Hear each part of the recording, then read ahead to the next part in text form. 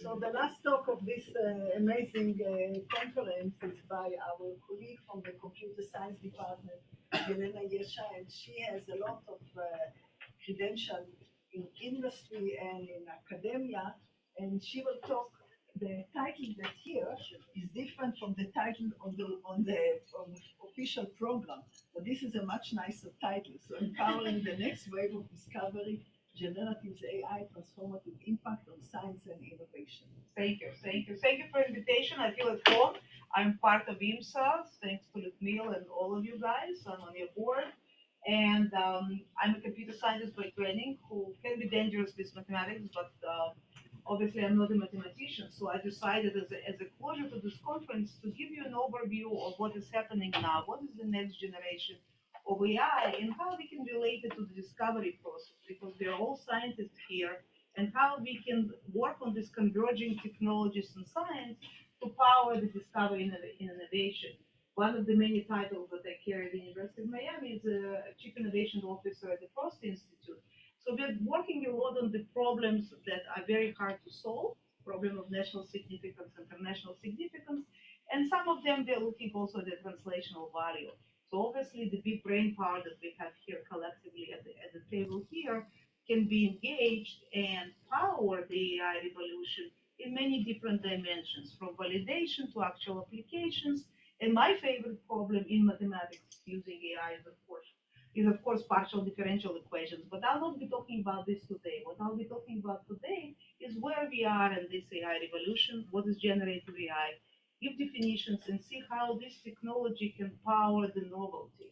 Because mathematics is of course a basic science that underpins many, many different innovations.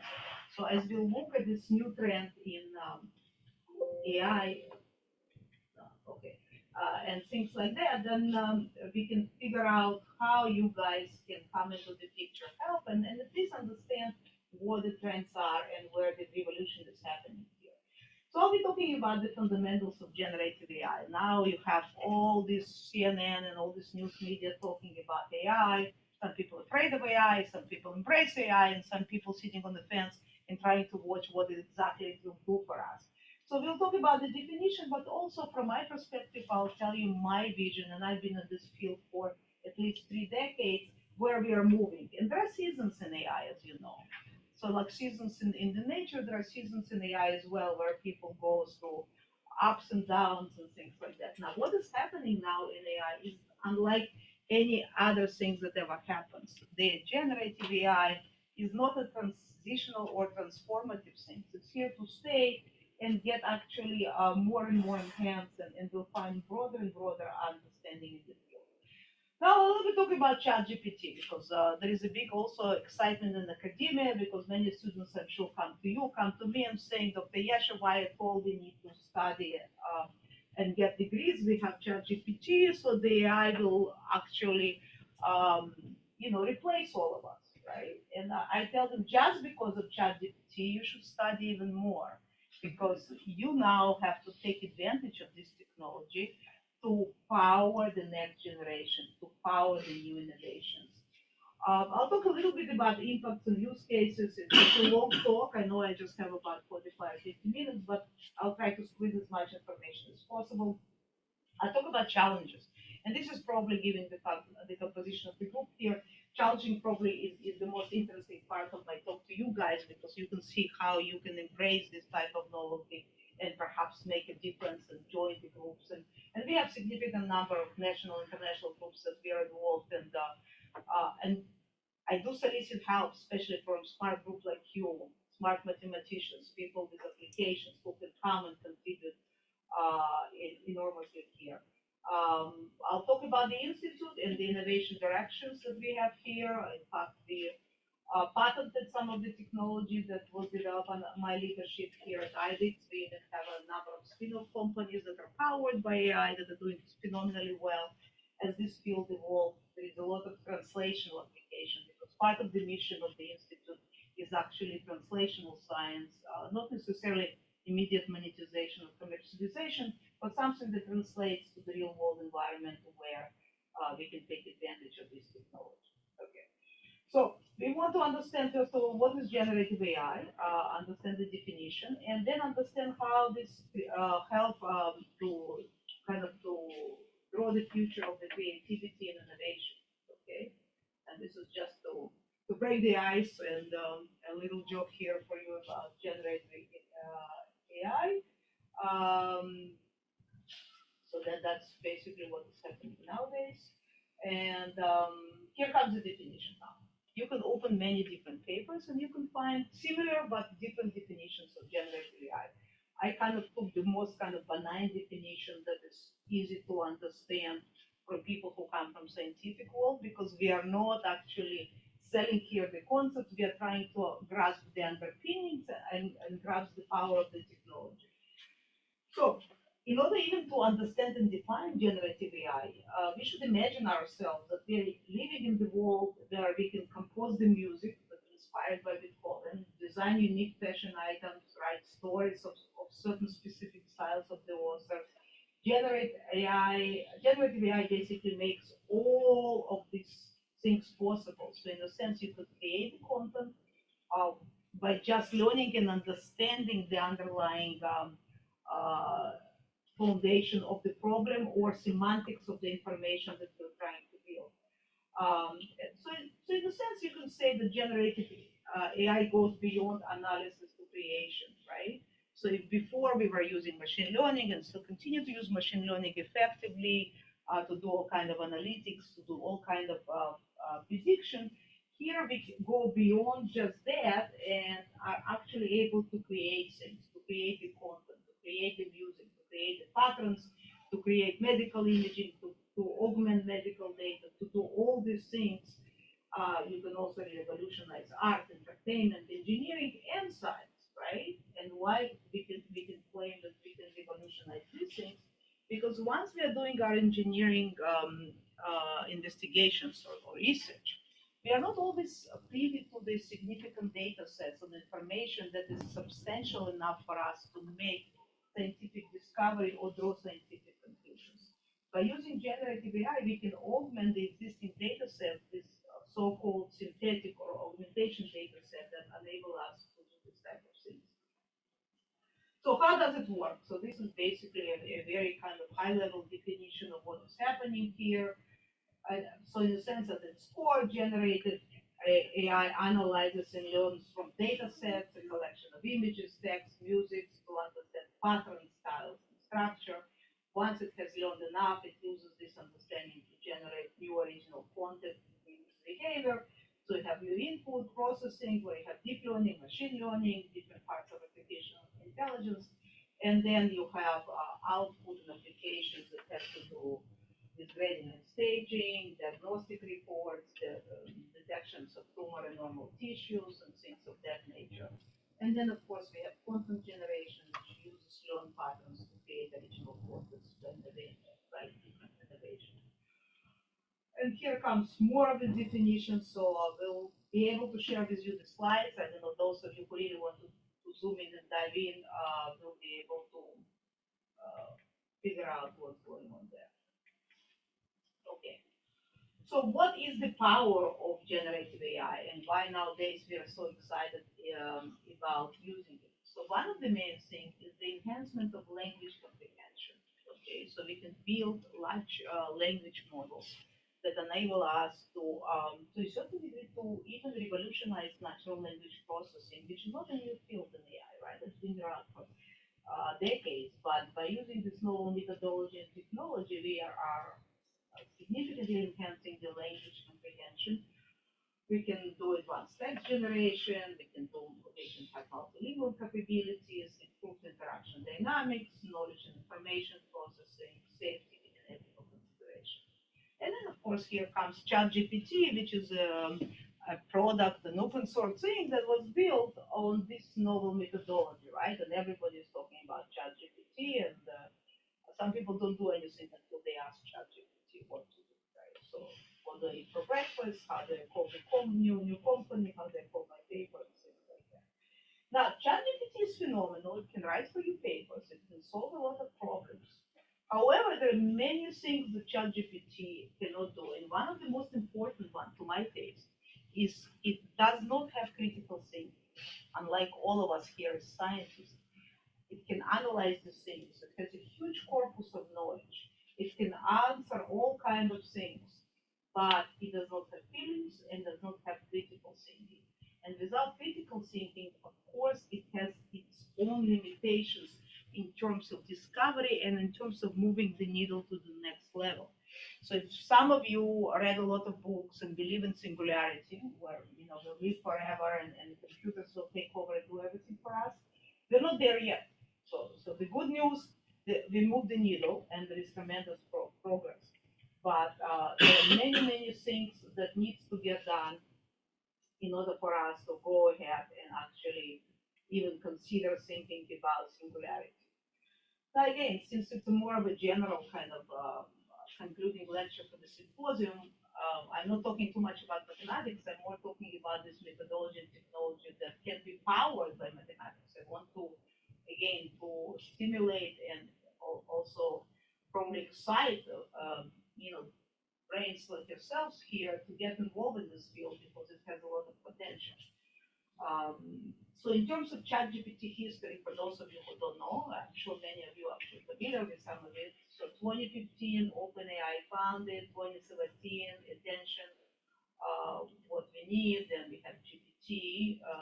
The first GPT kind of release was done in 2018, then we have GPT-2 in 2019, then 2020, 22, and then it goes on and on and on, and we are here on ChatGPT 4. Okay. So this is kind of a very kind of schematical representation of how ChatGPT works, right? And again, it's a very high level, but it's relatively easy to understand. So from the technological perspective, while it's very novel,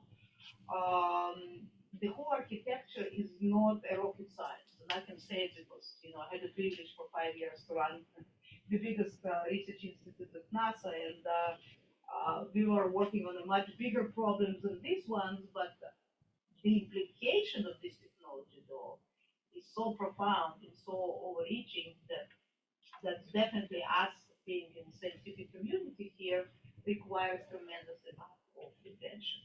Okay. And at the kind of core of the technology, core of the architecture of ChatGPT is the concept of the transformer. The transformer is, in a sense, can be defined as a type of neural network that resembles neurons in our human brain, right? So again, and brain is the most kind of difficult organ to model and understand in our human body. Our human body is a very difficult machine, but if you try to model the brain, it's one of the most difficult places where you can actually attack. So it understands context in sequential data like text, speech, music better than mechanisms called attentions and self-attentions and things like that. So it does phenomenal things, and one of the innovations that we had at the institute here, and I'll show them later, is the ability to do small multi-modeling kind of real-time processing of this type of methodology and technology. Okay.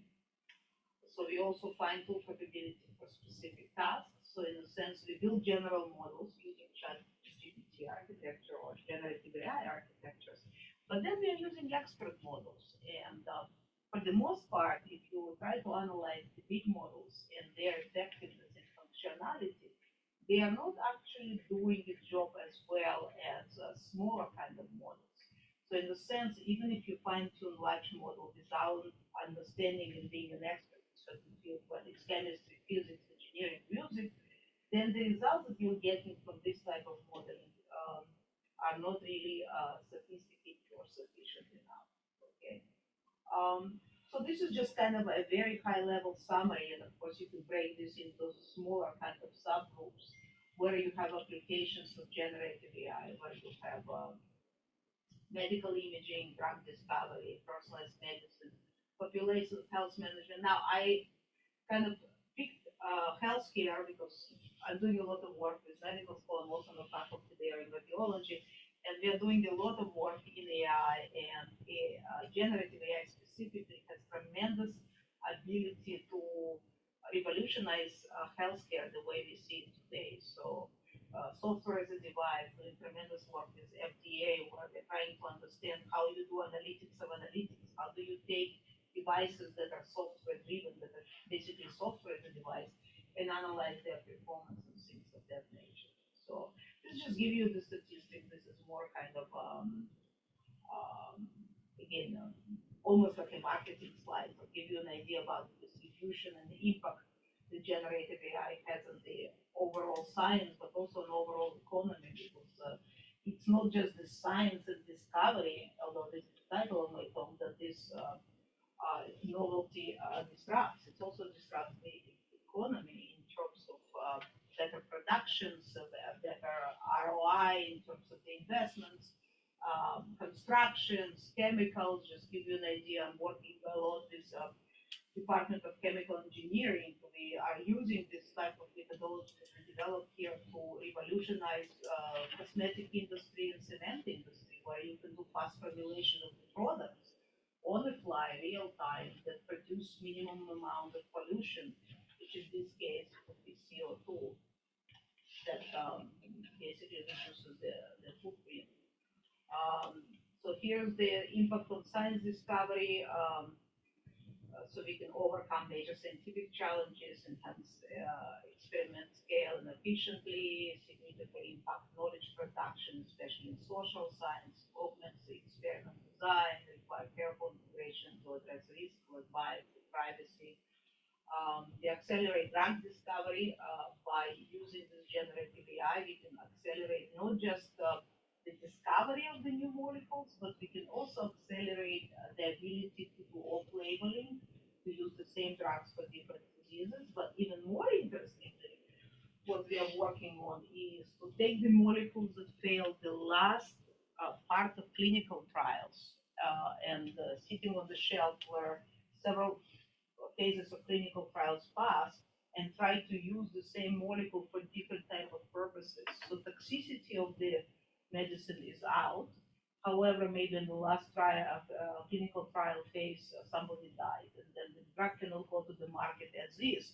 But the molecule exists, it went through several trials, and then can be used the same thing, the same discovery for different purpose. So it's not off-labeling because the drug didn't go yet to the market, but it's more of repurposing of the molecule for different type of methodology. Improve clinical trials. One of the costliest part of the drugs is obviously clinical trials, because first of all, collection of the right sample, but also the matching and things of that sort. So using AI, we can find the right type of cohorts that meets the expectation. Then of course we have reduced burden of knowledge workers. How do you process a large amount of information quickly, all kind of analysis. Homeland security is huge. We are working with DHS through my NSF center, where we are working on the concept of digital twin that is powered actually by generative AI methodology to understand the network security, right? So, but what is very interesting, at least from my perspective, that the technology of generative AI is horizontal in nature. What it means? It means it's not developed just for specific vertical. So almost similar algorithms that I'm using to diagnose lung cancer are used to diagnose the data poisoning and some sort of wrong behavior in the networking environment and things of that sort. So the power of this technology is phenomenal, and mathematically it would be interesting to understand the theoretical limitations, right? Like lower upper bounds of this performance, that would be one. But also would be interesting to understand how the converging technologies work together. How you take generative AI combined, let's say, with the most modern, let's say, quantum crypto algorithms to provide trusted digital twins. Because most modern problems nowadays cannot be solved with a single technology or a single product. It's convergence of the products that would actually create a powerful solution space.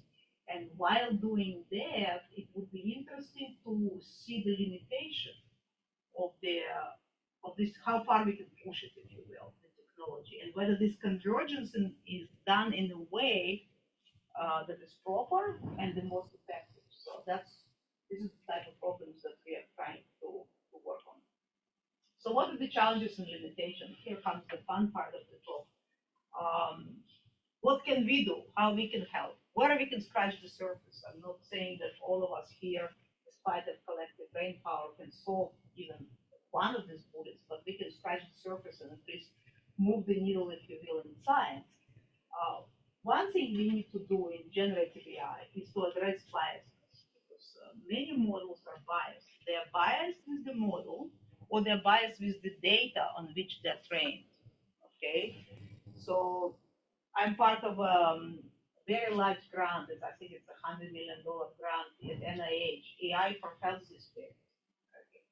And why I'm bringing it here? Because there we are learning about the biasness, right? Because in the health disparity environment, we are dealing with specific population that is economically disadvantaged and maybe they're disadvantaged because they're living in the area which is remote and rural and doesn't have an access to the proper health care. So already we have a biased data set on which we train our model.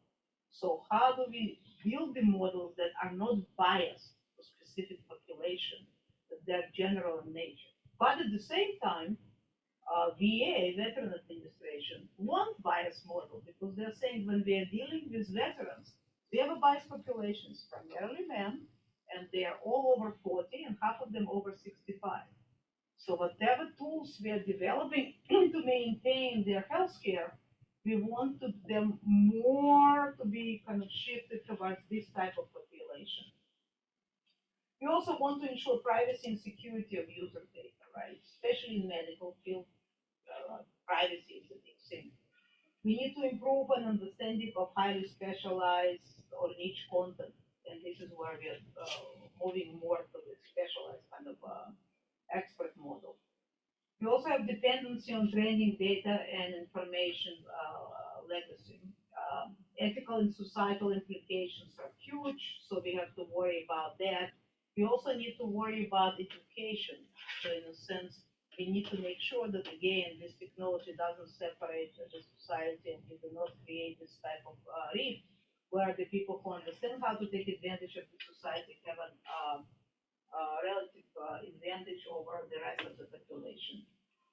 There are also problem with resource intensity and environmental concerns, right? Because this technology requires, that's why NVIDIA stock went so much up. It requires so much of computational power and specific, H100s, 200s, and specific infrastructure that supports it, which in turn requires a lot of electricity and requires other things. So there are kind of unintended consequences of this technology, where on one hand, it gives you tremendous advantage in research and others, but it gives you disadvantage in others.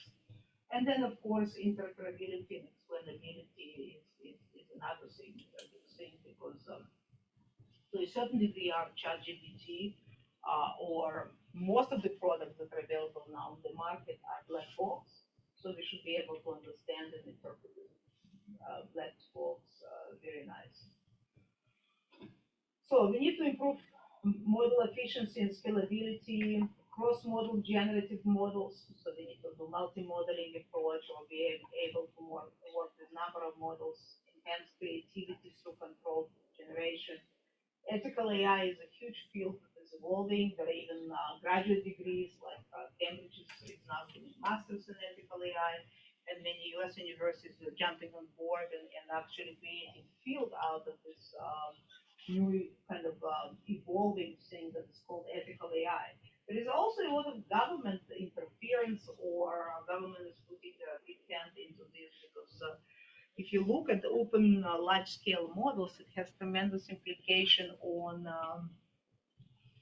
homeland security, right? Because it can enable you to build all kind of bombs. It can enable you to do all kind of bad things, right? And then quantum computing and generative AI is really the future. I'm a big believer that quantum is evolution we are already in. It's just starting. And once we really make quantum as a part of our infrastructure and part of our daily routine, I think our life will not be the same. It will be not the same in a positive way. Okay. But in terms of the innovation, I just alluded to the fact that we've been privileged to do a lot of novelty at the institute, at the first institute. One of them is the patent that universities submitted on the UM, and one of the main PIs on this, where we have a novel way of training small models and doing multimodal AI. And this technology that we've developed here at UM has tremendous potential in revolutionize many fields, starting from medical to legal to actually personalized shopping and target marketing. So, the university submitted the patent, we got exclusive commercial license, and now we are in the process of actually spinning off a startup company that will commercialize this innovation. Now, the initial applications, healthcare, pharma and chemical, legal, and then supply chain. So this is going back to the innovations we have here. So our capabilities kind of advanced values is efficiency, specialized foundation model, custom APIs, IP ownership, cost effectiveness. And this is, all these slides is referred to the invention that we had at the institute here. And we have infrastructural support, we are working with a number of cloud providers, and we have a scalable infrastructure to move to the service delivery. Okay. Now, there's certain use cases. This is going back to the talk, to the main part of the talk, that some of it actually did not use the innovation. They are using the kind of novelty that already was developed by others in the multimodality. So they're doing a lot of work. So I'm working primarily with radiology, but many other departments as well. So we have we've developed some novel multimodal large language model. We have partnership with MedStar that provide us tremendous number of medical imaging, and we have a novelty in better actually diagnosis of lung and breast cancer. Because one of the problems with lung cancer is the fact that many times many people have nodules, but most of these nodules fortunately are not malignant. But there is misdiagnosis, or there is big fear that we will miss something. So there are lots of unnecessary biopsies. So by using this methodology, we can eliminate the unnecessary biopsies and do much better type of diagnosis, more accurate diagnosis. Okay. So we've done lots of studies in radiology. Again, I'm not new to radiology. I was in faculty in radiology in Maryland. So I didn't tell you I'm transplant from University of Maryland, where I was distinguished university professor for many, many years. And you guys saw me here. I wasn't going to move, but I guess life happens, and here we are. I'm here, and I'm delighted to be here. But my work in radiology goes on for the last, I would say, 10, 12 years. So we're doing a lot of exciting things. And we actually started to do this with AI technology way before even generative AI, but as generative AI became more available and became a new revolution in AI, if you will, then we had a lot of things happening there as well. We're also looking at the medical literature surveys, medical answers, relevant classifiers, large language models, accelerating medical research as well. So we're working now with the part of ULINK grant here at Miami is dermatology, where we are actually trying to streamline diagnosis of the skin cancer using computer vision and generative AI, looking at hair and nail diseases, hair loss, using this kind of novel technology. We have another ULINK grant on biopharma, where we are doing fast formulations and trying to see how we can formulate the immunotherapy drugs and other drugs faster, again, using this methodology. So again, the power is phenomenal. The challenge is to understand the value, the functionality, but also understand the model and how do you adopt this novelty into existing ecosystem. Because whether you're producing pharma, whether you're doing diagnosis, or whether you're doing chemical research, the thing is, how do you take advantage of this novelty and this power bring innovations and to disrupt the productions in a positive way. Okay. We are also applying the large language model with Internet of Things. In my mind, the future is actually small mini models on the chip. Okay, so in a sense, it sounds crazy, but I think I am usually known as crazy visionary. The next thing what will happen is we will have the small models and they'll be sitting on the chip and we'll be doing it on the edge. So in a sense, we can totally automate different type of environments like IoT, but we'll do IoT, Internet of Things on the edge. And imagine, nowadays Internet of Things is here, right? People are doing it, connecting it. But imagine that every node, or at least on the edge, you'll have a node that will be able to do AI. And it's going to be actually part of the methodology of the chip design. So they'll be able to do it on the fly without doing any training of whatsoever. Okay. Now, we are the only actually group in the country that have collaboration with Food and Drug Administration, right? Because now, as those of you who work in medical device arena know, there is a huge revolution that is happening in production of software as a device. So the conventional hardware devices are not as popular as they used to be. And now we have software as a device to monitor certain things, that do diagnostic, treatment regimens, and deliver certain therapies. So software is a device. So I worked with FDA before. I was heading their national efforts on AI and machine learning and blockchains. And they came to me and they said, what we want a neutral ground. And in the neutral ground, we want to get help and understand the fidelity of these novelties. Because we are a regulatory agency, we have to approve all these devices. But the scientists, they are very smart scientists, but they don't have a clue. They don't have a clue why this device is better than the other device, and yet better than the other device, and how do you even intercompare the devices.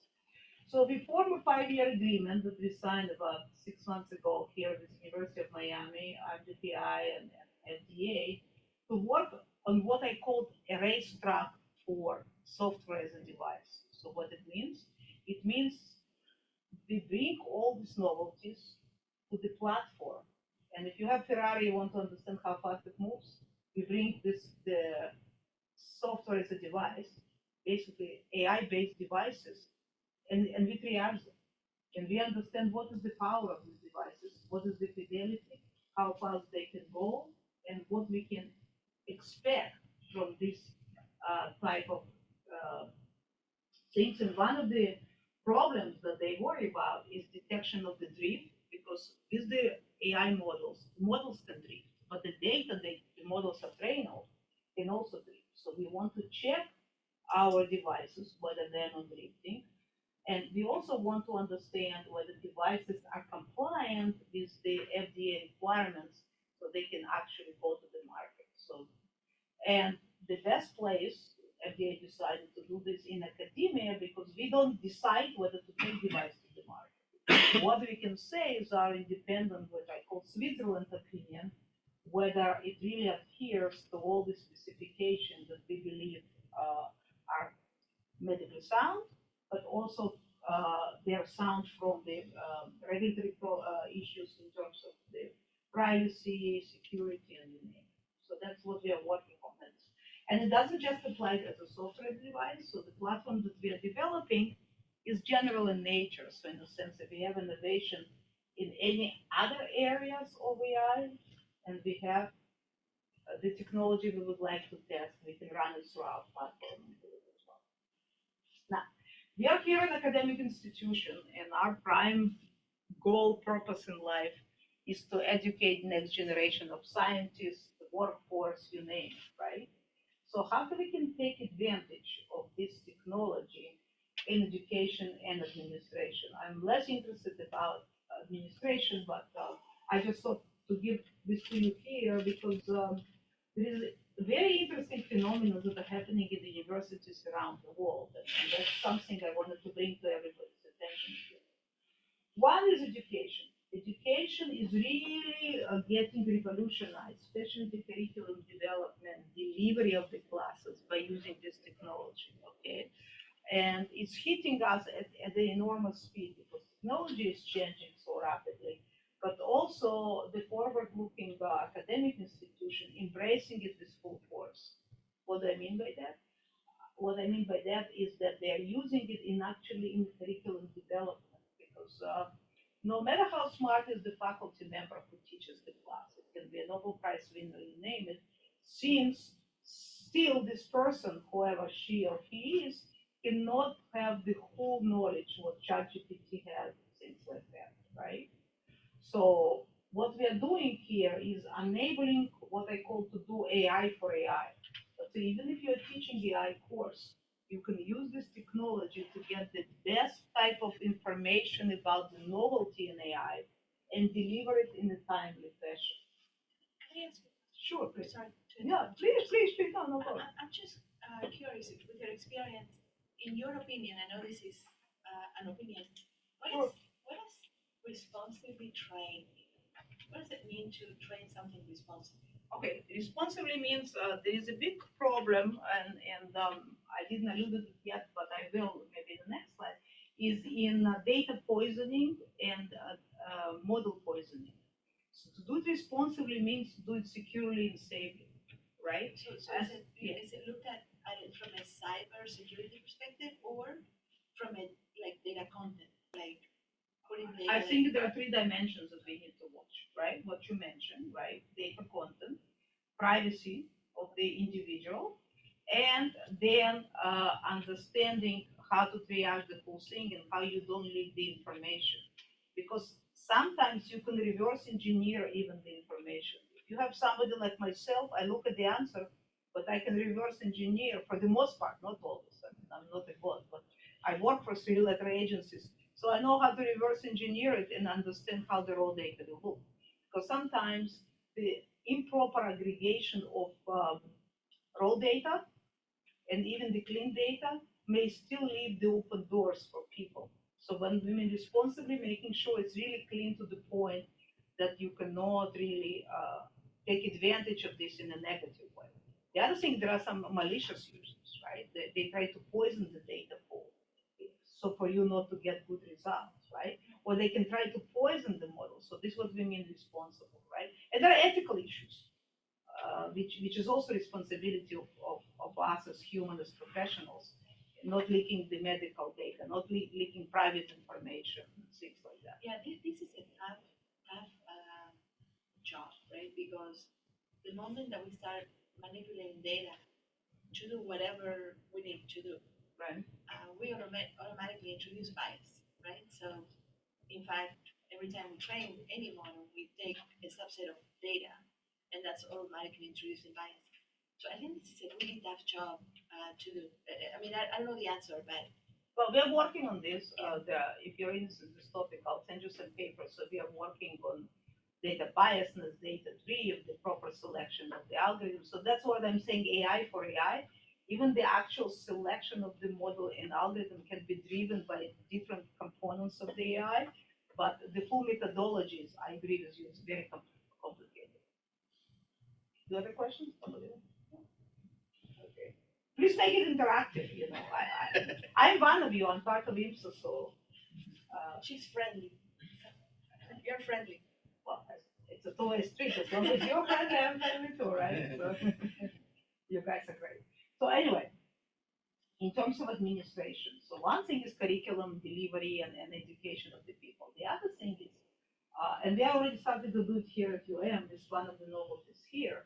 You can use this novelty to run universities, to operate universities. What do we mean by that?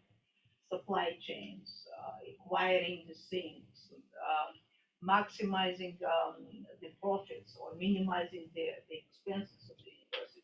And many universities, starting with the University of Hong Kong, went into the concept of creation of their own model that they own, proprietary models for the university. And they keep it a secret, they don't kind of socialize it. And they're using this model not just for curriculum, but also for the operational part of the university, which I find very, very intriguing and interesting. Think about it. How do we use this to make academic institution more efficient, right? And we started to work now with institutional advancement to revolutionize the nation's university, but we're also working with the billing in the medical school. How do you make sure that you build enough in different places, especially in radiology? There is 10-15% of billing codes are not used properly, so then you use obviously the expenses and things like that. I have a question. Sure. Could you go back, please? Yeah. That experience of Hong Kong is actually good because I've seen, I don't remember which journal was that they drop out several papers. I know the number, 50,000 probably, 5,000 sorry, because they were totally poisoned with AI. I mean, they were delivering no value. I mean, the data was totally corrupted. So I'm asking how they get this feature to get along with students and with academia. Well, my understanding, and I don't work with them directly, so this is something that I basically learned from the research literature and things like that. My understanding is they created their own proprietary model, so I cannot pass the judgment of the quality. And since we are not privy to the how much they save, let's say, by using it. What I learned from them and from the literature that they're using it effectively. They feel that they're drawing the value. Now, they created a proprietary model that they're using inside the university. Again, for us, it's not even ChatGPT. It's a totally black box, and we don't know whether it's even true that it's working well. Maybe, now Hong Kong become part of China and everything is the best there. I don't know. Maybe it's a political kind of thing. So I don't know, but they're not the only one. We have universities in Pennsylvania, we have US universities that are doing it. Again, we don't have the public knowledge of the effectiveness of this tool, but this is tremendous trend that is happening in academia where they are using it. In fact, here we are in our college, we are trying to see how to bring AI into curriculum development. So in a sense, educating the faculty how they can take advantage of this, so it would be easier for them to teach more novel, more advanced classes, without spending enough energy or too much energy into this because they simply don't have the time or the resources to do it. So this would be a good idea from the educational perspective. Now, from the operational perspective, this is more of a business decision of the university, and many universities are going into this. They claim it's good. They all based it, they don't take it from the commercial world, they're taking it from inside. So the proof is in the pudding. We don't have the actual numbers, but there are so far reports that it's very effective. Yeah, internally, I remember when ChatGPT came about, we received a lot of emails here at UN saying that we should not use it. That we should avoid Yeah, it, that's trust. which is, and I haven't seen anything on the contrary that I remember, at least here internally at UN. So, and, I was mentioning here to some people, I am not a native English speaker, so I use Grammarly all the time. Basically, since I knew about Grammarly, I don't stop using it because it's always correcting me my grammar mistakes that Right. always happen in any sentence with a preposition, for instance. So, what is, I mean, so you're mentioning some things here about LLMs and KFA generative models. But these What is models the are not example? ChatGPT driven. They are totally different models, right? So ChatGPT is a separate technology which is open source. Some of the things I'm describing here are developed here and also open Well, source. yeah, from but the research comment perspective. was in general, not only for ChatGPT. I mean, at least here at UN, like you should avoid basically almost any. Because I think we cannot guarantee reproducibility of the information.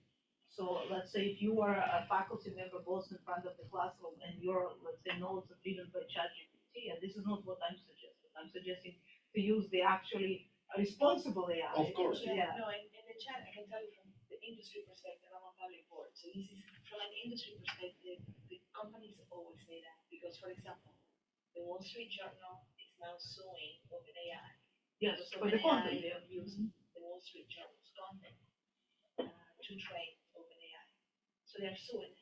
If anybody at UN or any company that from a board perspective that I sit on, if any company is using ChatGPT to create content, text, internal documents, and they happen to use content that was trained from Wall Street Journal can now sue also the company because their content was used.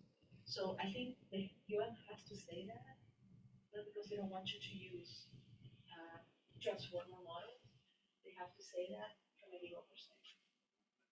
Yeah, but I think what you're saying is that you can now start, and that's why we're starting to see, including global corporations, we're starting to see corporations saying we're going to get our own transformer model, not necessarily write it, but pull it down from a collection of models, and then we're going to train it with the data that you can use because it's not Wall Street Journal data.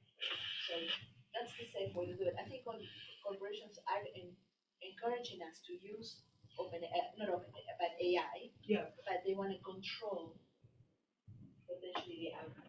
So basically with their own data sources. The data sources, exactly. This goes back to responsibility, but also talk about the data poisoning, because even in Wall Street Journal, you may find the data that is not really up to date or correct, right? So we have to worry about that. But those are fine lines anyhow. Yeah, As I said, I use all the time for orthography and for grammar. It's not Well, difficult to it's see how one this thing can is be grammar, easily the other is to be factual, let's say, about when you teach science or when you teach something. So grammar, if you forgot to put comma, it's a problem. It doesn't look nice from the faculty member, but it doesn't do as much damage, right? Yeah. Potentially. And by the way, the conversations that we've had this week on taking large pre-trained models, like maybe ChatGPT or whichever, and then customize it by training on top of that our data. It still remembers stuff from the previous training, right? So there's a chance that the Wall Street Journal stuff will still be there really trained. So there's always if we're gonna be using customized transformer implementations based on larger training, that larger training connectivity is still there. So this is gonna become